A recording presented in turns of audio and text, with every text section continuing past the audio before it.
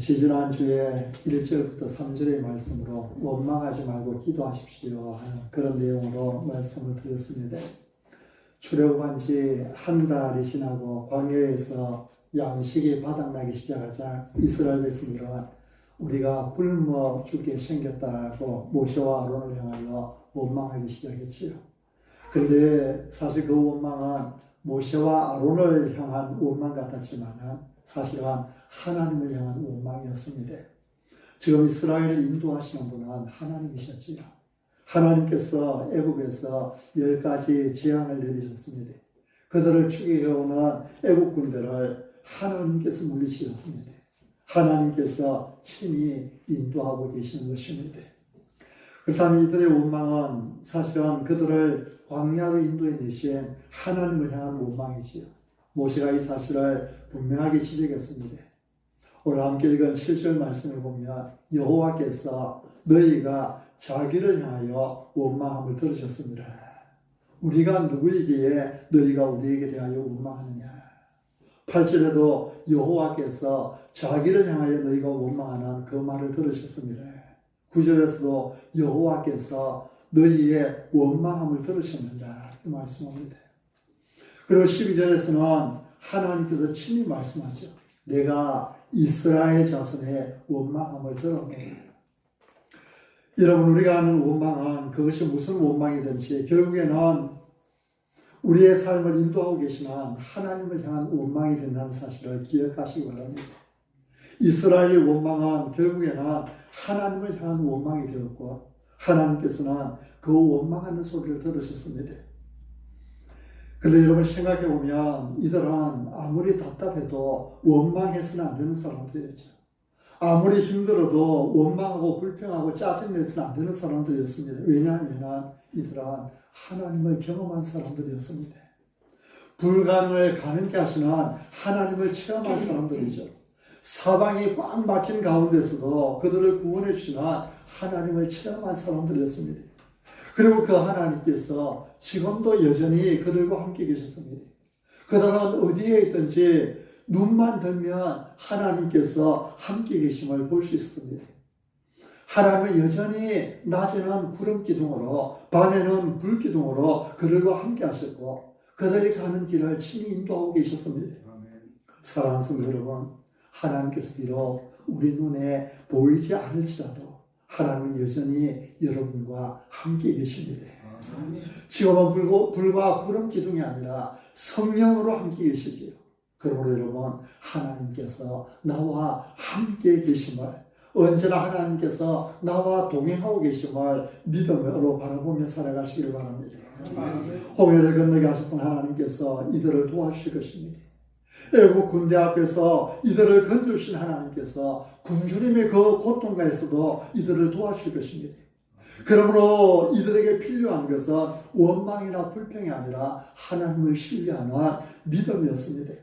낙심과 불안이 아니라 하나님께 부르시는 기도였습니다. 그런데도 그들은 기도하지 않고 낙심하였지. 고통을 이기지 못하고 원망하고 있습니다. 오늘은 만나의 은혜라는 제목으로 말씀을 드립니다. 원망과 불평하는 이스라엘 백성에 대하여 하나님은 어떻게 응답하시는지, 하나님께서 그들에게 어떻게 응답하시는지 하는 내용이 4절에 나와 있습니다.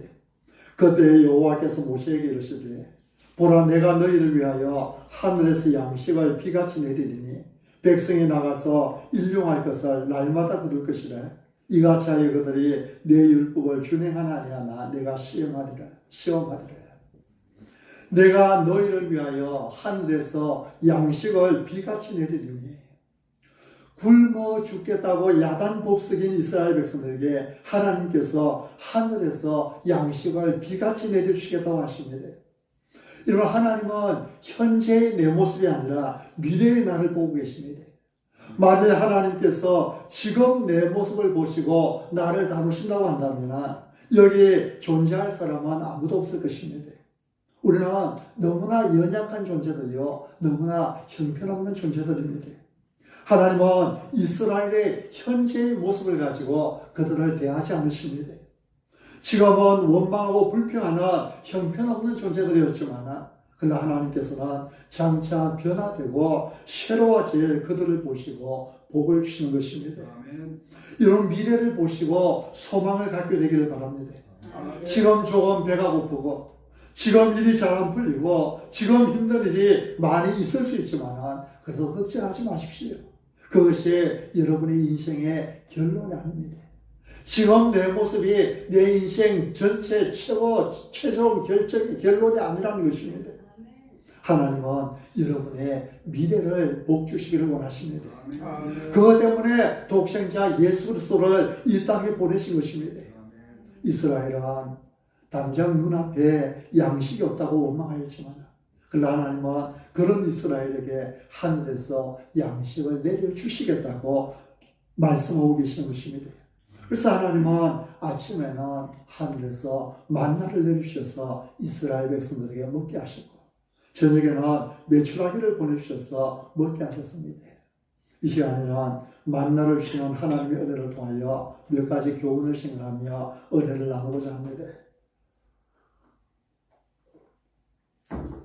만나의 은혜를 통해 받는 첫 번째 교훈은 하나님께서 책임져 주신다는 사실입니다. 한번 따라해 보시겠습니다. 하나님께서 책임져 주신다. 하나님께서 책임져 주신다. 한번 더 하나님께서 책임져 주신다. 하나님께서 책임져 주신다. 아멘. 아멘. 지금 이스라엘 백성이 원망하는 이유는 너희가 이 광야로 우리를 인도해내어 온 회중이 줄여 죽게 한다는 것입니다. 광야에서 양식이 없어서 이제 이 모든 백성들이 다 굶어 죽게 되었다는 것이지요. 이렇게 원망할 만도 한 것이 지금 애굽에서 준비해온 양식은 바닥에 났습니다. 게다가 지금 그들이 있는 곳은 광야 한복판입니다. 어디서도 양식을 구할 방도가 없어 보였습니다. 이스라엘 백성들이 볼 때는 이제 끝장난 것입니다. 꼼짝없이 모두가 이 광야에서 굶어 죽어야만 했습니다. 사방에 보이는 것이라고는 모래뿐이지요. 양식은 그냥 풀뿌리 한 뿌리도 어디 가서 구할 수가 없었습니다. 그런 더 이상 무슨 희망이 있겠습니까? 이제 마지막 남은 양식을 먹고는 죽기를 기다릴 수밖에 없는 그런 상황이었습니다. 그런데 이때 하나님께서 뭐라고 말씀하십니까? 4절에 그때 여호와께서 모세에게 이르시되 보라 내가 너희를 위하여 하늘에서 양식을 비같이 내리리니 백성이 나가서 일용할 것을 날마다 그럴 것이다. 내가 너희를 위하여 하늘에서 양식을 비같이 내리리니 이스라엘 백성이 볼 때는 틀림없이 끝장났습니다. 더 이상 희망이 없습니다. 지금 그들이 서 있는 곳은 광야였습니다. 양식을 구할 곳은 그 어디에도 없었습니다. 그런데 하나님은 말씀하십니다. 내가 너희를 위하여 양식을 비같이 내리겠다. 아멘. 내가 너희를 위하여 하늘에서 비같이 양식을 내리겠다.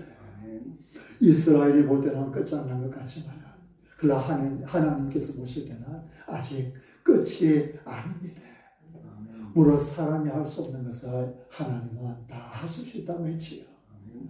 사방이 모래로 뒤덮인 광야 한가운데에서 하나님은 하늘에서 양식을 비같이 내려주시겠다고 하십니다. 아멘. 사막 한가운데에서도 하나님께서 함께 하시면 살아날 수 있는 것입니다. 아멘. 이스라엘의 삶의 자원은 그들이 준비해둔 양식이 아니었습니다. 그들의 자원은 하나님이셨습니다. 아멘. 하나님께서 그들 인생의 자원이셨습니다. 아멘. 그들의 모든 필요는 하나님의 손에서 채워질 수 있는 것입니다. 아멘. 사랑하는 성도 여러분, 여러분의 삶의 자원은 무엇입니까? 하나님을 여러분의 자원으로 삼으시길 바랍니다. 아멘. 내가 준비해 놓은 내 인생의 대책이 아니라 하나님께서 나와 함께 계시는데 하나님만으로 만족하는 여러분 되시기 바랍니다. 아멘. 하나님만이 나의 전부라고 고백하는 여러분, 여호와는 나의 목자시니 내게 부족함이 없으리로다. 하나님께서 나와 함께 계시면 나는 부족함이 없습니다. 고백하는 아멘. 여러분 되시기 바랍니다. 아멘. 이스라엘이 자기 힘으로 양식을 구하려고 했다면 그들은 정말 그들이 불평했던 그대로 광야에서 굶어 죽었을지도 모릅니다. 그러나 하나님께서 그들의 자원이 되우시니 그들은 광야 40년 동안에 하루도 굶지 않고 살아갈 수 있는 것입니다.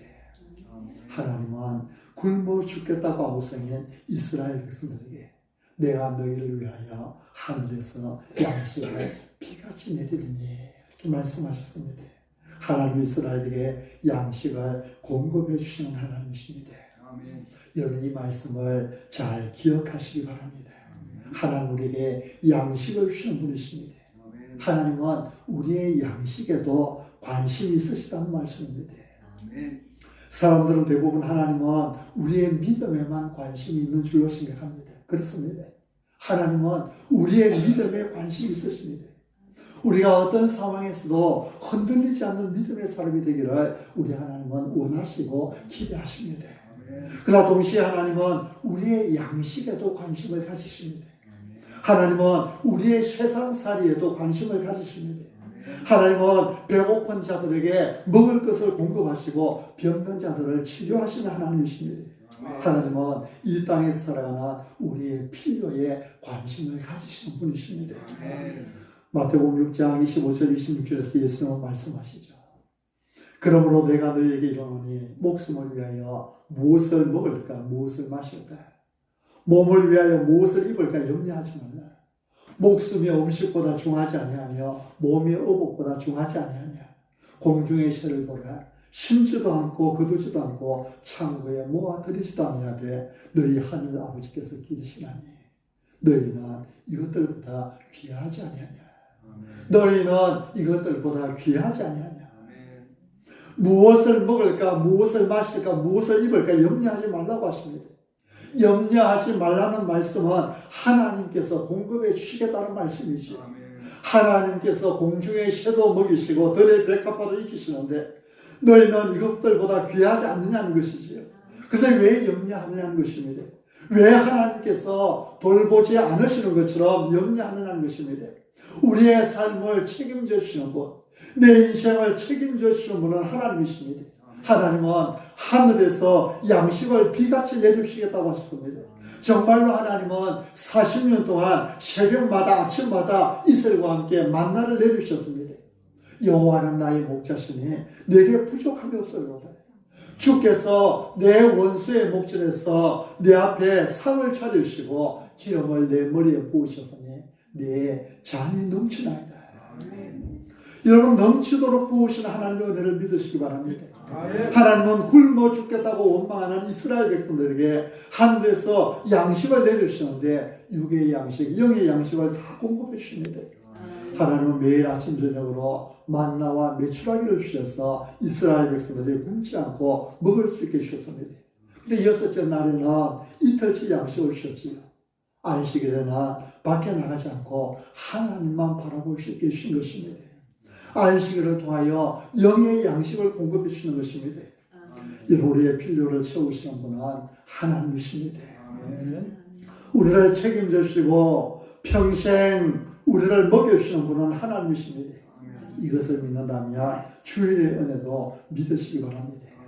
우리가 전적으로 하나님만 바라고 주일 성수한다면 하나님께서 우리의 모든 삶을 책임져 주실 것입니다. 그것이 만나를 통하여 만나의 은혜를 통하여 하나님께서 우리에게 주시는 교훈입니다. 여러분의 모든 삶을 책임져 주시는 분은 하나님이신 줄 믿고 오직 하나님으로만 삶의 자원을 삼고 살아가는 여러분 모두가 되시기를 바랍니다. 만나의 은혜를 통해서 주시는 두 번째 교훈은 하나님은 만나를 통하여 우리를 시험하신다는 사실입니다. 여러분 다시 4절을 보십시오. 하나님께서 우리를 위하여 하늘에서 양식을 비같이 내려 날마다 일용할 양식을 거두게 해주시겠다고 약속하신 후에 하나님은 계속해서 이같이 하여 그들이 내 율법을 준행하나 아니하나 내가 어떻게 하리라? 시험하리라. 말씀합니다. 내가 시험하리라. 하나님께서 시험하시겠다는 것입니다. 하나님은 만나를 주시는 사건을 통해서 이스라엘을 시험하십니다. 이스라엘이 하나님의 말씀을 순종하는지 불순종하는지 시험해 보십니다. 이스라엘 과연 어떤 상황 가운데서도 믿음에 서 있는지 믿음의 길을 떠났는지 시험해 보신다는 것입니다. 성경에서 하나님은 처음부터 시험하시는 하나님으로 등장하십니다.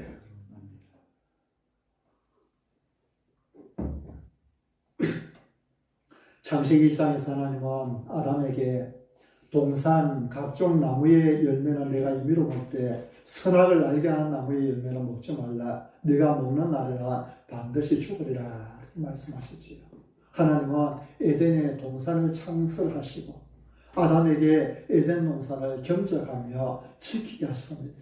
그리고는 에덴 동산에 있는 모든 나무의 열매를 임의로 먹어도 된다고 하셨습니다. 그러나 선악을 알게 하는 나무의 열매는 먹지 말라고 하셨습니다. 여러분, 그 나무가 무슨 특별한 의미가 있어서 그런 건 아닙니다. 그 나무가 에덴 동산에 있는 모든 나무들보다 더 뛰어난 나무라서 그런 것이 아닙니다.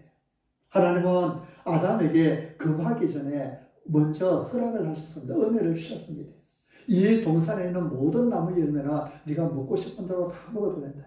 그렇지만 이 한 나무의 열매, 선악을 알게 하는 나무의 열매, 이 나무의 열매는 너는 먹어서는 안 된다. 동산에 있는 모든 좋은 나무의 열매를 다 주시면서 그러나 한 나무의 열매만은 먹지 못하게 하신 것입니다. 하나님께서 이렇게 하신 이유는 아담이 하나님의 말씀에 순종하는지 그 여부를 시험해 보기 위해서 했던 것입니다. 아담이 과연 하나님을 하나님으로 모시는지 그것을 시험해 보기 위해서였습니다. 많은 사람들은 그런 생각을 합니다. 하나님 왜 에덴 동산에 선악을 알게 하는 나무를 만들어서 사람이 시험에 들게 하셨습니까? 이것은 하나님께서 사람이 어떻게 하나 시험해 보기 위함이었던 것입니다. 이런 이야기가 있습니다. 한 고아가 있었습니다. 오래전 시대예요. 먹을 것이 없던 시대예요. 사람들이 살아가기 참 피폐했던 시대에 한 고아가 있었습니다. 너무나 배가 굶주려서 제과점 앞을 지나갈 때마다 그 제과점의 빵을 우두커니 쳐다보고 있었습니다. 근데 그 주인이 그 쳐다보고 있는 아이를 보고 불쌍히 여겨서 그 아이를 집으로 들였습니다.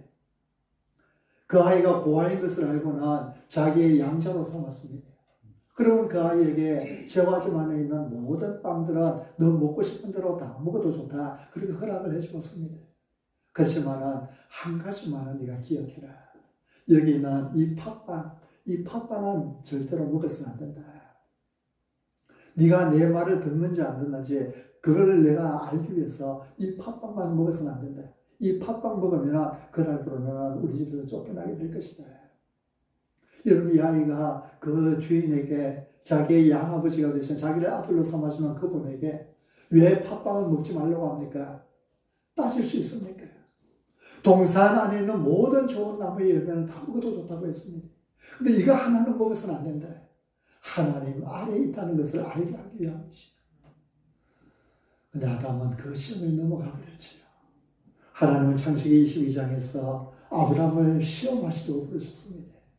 네 아들, 네 사랑 독자 이삭을 데리고 모리아 땅으로 가서 거기서 그를 번제로 드리라. 여기서 하나님께서 아브라함을 시험하는 것은 바로 아브라함의 순종 여부였습니다. 아브라함이 정말 하나님의 명령에 순종하여 그의 사랑하는 독자, 백시에 얻은 그 아들조차도 하나님께 바쳐드릴 수 있는지 그것을 하나님은 시험하고 계시는 것입니다. 출애굽기 15장에서도 하나님은 이스라엘을 시험하시라고 기록합니다. 마라의 썸물이 달게 되는 은혜가 있었던 바로 거기서 하나님은 그들을 위하여 율례와 복도를 정하시고 그들을 시험하셨습니다. 그래서 이들이 하나님의 말씀에 순종하면 애국 사람들에게 내렸던 그 모든 고통이 하나도 너희에게는 내리지 않겠다는 것이지. 하나님은 이스라엘 백성이 순종하는지 순종하지 않는지를 시험하기를 원하십니다.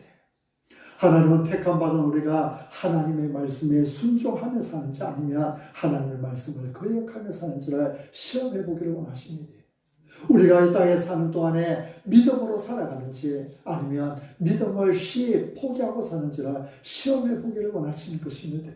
신명기 8장에 보면 하나님께서 이스라엘을 혹독한 광야로 통과하게 하신 이유가 바로 이들을 시험하기 위해서라고 말씀합니다. 그들이 힘들고 어려운 상황 가운데서도 겸손히 하나님을 찾고 하나님을 의지하는지 시험하기 위하여서 광야길로 통과하게 하시는 것이지요. 여러분, 오늘 하루하루의 삶이 우리를 향한 하나님의 시험이라는 사실을 기억하시기 바랍니다. 아무리 힘들고 어려운 순간에도 하나님만 붙들고 하나님만 의지하며 살아가면 하나님께서 합격이라고 말씀해 주실 것입니다. 하나님의 시험을 통과하고 나면 마침내 하나님의 복이 임하게 될 것입니다. 마침내 가나안 땅이 선물로 주어질 것입니다. 출애굽기 16장에서 하나님은 무엇을 시험하십니까? 4절에 그들이 내 율법을 준행하느냐 내가 시험하리라. 하나님께서 하늘에서 내주시는 만나를 통하여서 이스라엘이 정말 하나님의 말씀에 순종하여 하나님만 의지하는지 아닌지 시험하기를 원하시는 것입니다. 하나님은 양식을 하늘에서 비같이 내려주실 것입니다. 백성들이 날마다 나가서 일용할 것을 거두라고 하셨습니다. 이것이 첫 번째 시험이었죠. 그런데 백성들 중에는 첫날 만나가 내렸을 때 아마 내일 또 이 만나가 과연 내릴 것인가 의심하는 사람들이 있을 것입니다. 오늘 아침에는 하나님께서 이 만나를 내주셨는데 내일도 과연 이 만나가 내릴 수 있을 것인가. 그래서 그들 중에 하나님의 말씀에 순종하지 않고 만나를 다음날 아침까지 저장해 두었던 사람들이 있었습니다. 그 결과가 어떻게 되었습니까? 20절에 보면 그들이 모세에게 순종하지 아니하고 들어놓은 아침까지 두었더니 벌레가 생기고 냄새가 나는지라 모세가 그들에게 노하니라. 여러분, 그들이 불순종한 결과 어떻게 되었습니까? 만나를 다음날 먹으려고 항아리에 저장해 두었는데 그 항아리에 벌레가 생기고 냄새가 났다고 말씀하지. 하나님, 우리가 매일 하나님을 의지하며 살기를 원하십니다. 근데 하나님의 이런 뜻을 거역하고 불순종한 결과 벌레가 생기고 냄새가 나게 된 것입니다. 하나님께 순종하면 애굽에 내렸던 그 모든 고통이 하나도 내리지 않는 복을 받게 됩니다. 그러나 불순종할 때는 벌레가 생기고 냄새가 나는 결과를 가져오게 되는 것입니다. 또 하나님은 여섯째 날에는 갑절을 거두어서 그 다음 날까지 간수하였다가 안식일에 먹으라고 했습니다. 그래서 안식일은 거두러 나가지 말라는 것이지요. 안식일은 덜해서 그것을 얻지 못하리라는 것이었습니다. 그런데 백성들 중에는 또 일곱째 날에 거두러 나갔다가 얻지 못하는 일도 일어났습니다. 하나님의 말씀에 순종하지 않으니 그들의 수고가 헛된 결과를 낳고 만 것입니다. 하나님은 만나를 통해서 자기 백성들을 시험하십니다. 주님의 말씀에 순종하고 하나님만 의지하고 살아 하나님의 시험에 합격하는 여러분들이 되시기를 바랍니다. 만나 연애를 통하여 만난 세 번째 교훈은 만나는 아침에 내려주시다는 사실입니다. 여러분 7절에 보십시오. 아침에는 너희가 여호와의 영광을 보리니 아침에 하나님의 영광을 보여주시겠다는 것입니다. 또 21절에 보면 우리가 아침마다 각 사람은 먹을 만큼만 거두었고 햇빛이 뜨겁게 쬐면 그것이 쓰러지더라. 아침마다 먹을 만큼 거두었고 햇빛이 뜨겁게 내리치면 그 모든 것이 녹아 없어졌다는 것이죠. 13절부터 15절에서는 저녁에는 메추리가 와서 진에 덮이고 아침에는 이슬이 진 주위들이 그 이슬이 마른 후에 광야 지면에 작고 둥글며 서리 같은 것이 있는지라 이스라엘 자손이 보고 그것이 무엇인지 알지 못하여 서로 이르되 이것이 무엇이냐 하니 모세가 그들에게 이르되 이는 여호와께서 너희에게 주어 먹게 하신 양식이라. 만나는 아침 이슬이 내린 후에 만들어진 꿀과자입니다. 이것을 하나님은 40년 동안 하늘에서 비같이 내려주셨습니다. 그리고 만나는 해가 뜨면 없어집니다. 여러분, 하늘에서 내리는 신령한 만나를 먹으려면 아침에 하나님 앞에 나와야 됩니다. 하루를 시작하면서 첫 시간을 하나님 앞에 드려야 됩니다. 첫 시간을 하나님 앞에 나와 하나님의 은혜를 구하며 시작해야 됩니다. 그래서 새벽 기도가 중요합니다. 새벽에 하나님 앞에 나와 만나의 은혜를 받아 누리는 그런 여러분이 되시길 바랍니다. 우리가 새벽에 새벽 기도에 나와서 함께 하나님 앞에 첫 시간을 예배로 올려드릴 수 있으면 가장 좋습니다. 그러나 내가 형편상 새벽 기도에 참석하지 못하면 하루를 시작하는 그 첫 시간을 하나님 앞에 먼저 올려드리십시오. 내가 아침에 잠을 깨어서 누군가와 대화하기 전에 먼저 하나님을 찾고 다만 1분이라도 5분이라도 10분이라도 그 짧은 시간이라 할지라도 먼저 하나님께 기도하고 하나님을 찬양하고 하나님께 영광을 돌리고 하나님을 찾는 그런 시간들을 가지라는 것입니다. 하나님께서 이런 시간을 통해서 우리에게 은혜를 주는 것입니다. 그래서 저는 새벽에 일어나면 새벽 기도에 나갈 때요, 교회 가서 기도할 때에 집사람과 함께 차를 타고 교회로 가면서도 서로 이야기하지 않습니다. 그 시간에는 하나님만 바라보는 거예요. 새벽 기도에 가서 예배 마치고 기도 다 마치고 나중에는 이야기하지만 내 첫 시간은 오직 하나님과 함께하는 그 시간을 갖겠다는 것입니다. 요한복음 6장 31절로 33절에 보면 기록된 바 하늘에서 그들에게 떡을 주어 먹게 하였다는것 같이 우리 조상들은 광야에서 만나를 먹었나이다. 예수께서 이르시되 내가 진실로 진실로 너희에게 이르노니 모세가 너희에게 하늘로부터 떡을 준 것이 아니라 내 아버지께서 너희에게 하늘로부터 참떡을 주시나니 하나님의 떡은 하늘에서 내려 세상에 생명을 주는 것이니라. 이렇게 말씀합니다. 구약에는 모세를 통하여 만나를 주셨는데요, 이 만나가 바로 예수 그리스도의 모형입니다. 이 만나가 바로 신약의 예수 그리스도입니다. 요한복음 6장 35절에서 예수님은 말씀합니다. 예수께서 이르시되 나는 생명의 떡이니 내게 오는 자는 결코 줄이지 아니할 테요 나를 믿는 자는 영원히 목마르지 아니하리라. 예수님께서 우리의 생명의 떡이요 참 만나라는 것이지요. 그래서 우리는 새벽마다 아침마다 하나님 앞으로 나와 예수 그리스도를 통하여 우리의 주시는 생명의 떡을 공급받으며 살아야 하는 것입니다. 이 시간 만나의 은혜를 통하여 우리에게 주시는 몇 가지 교훈을 살펴보았습니다. 만나의 은혜는 첫째는 하나님께서 책임져 주신다는 사실을 가르쳐 줍니다.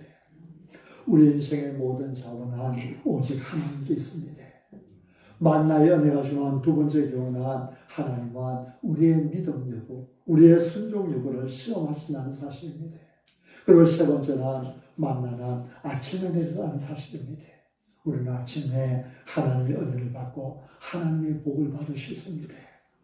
우리의 모든 삶이 하나님의 손에 달렸음을 다시 한번 굳게 믿으며 광야 같은 인생길에 흔들리지 않고 오직 하나님만 의지하며 살아가는 모든 성도님들이 되시기를 바랍니다. 아멘.